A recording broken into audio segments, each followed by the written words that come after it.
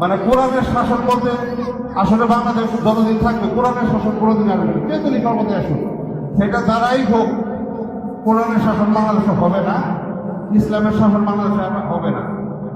এই যেভাবে বাংলাদেশ চলতেছে, হয়তো এক সময় বিএনপি, এক সময় আওয়ামী লীগ, এভাবে চলবে। আমরা শুনেন শুনেন, আমি কোনো দলের নাম বলেছি? আচ্ছা, এই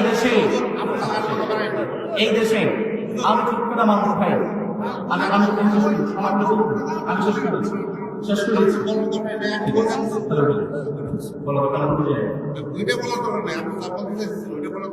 আমি চুপ করে মানুষ, আমার সামনে একজন অন্যায় বলবে, আমি চুপ থাকবো, এটা দায়ী বৈশিষ্ট্য হতে পারে?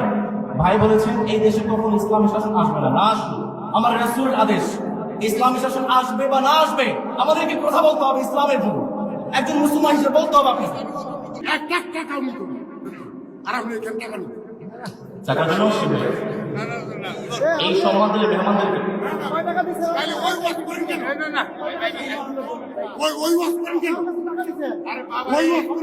এক টাকা নিচ্ছি ভাই।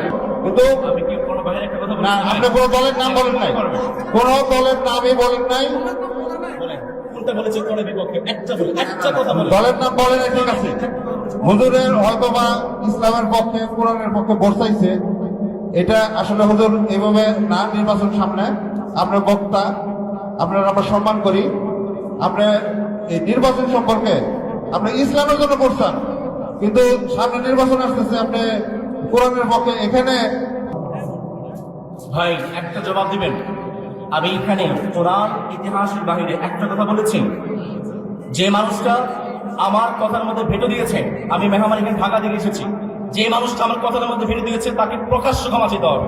আমি যদি কোরআনের বাহিরে, ইসলামের বাহিরে, ইতিহাসের বাহিরে একটা কথা বলি, আমি প্রাণ ধরে ক্ষমা চাইব। আর যে আমার কথার মধ্যে ভেটো দিয়েছে তাকে এখানে ক্ষমা চাইতে হবে। কি বলতাম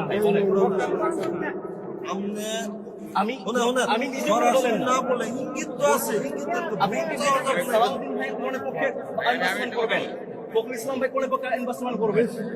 বিএনপি কি আমি কম চিনি? আপনি হয়তো বিএনপির মানুষ হিসেবে আমাকে বাধা দিচ্ছেন কেন? আপনি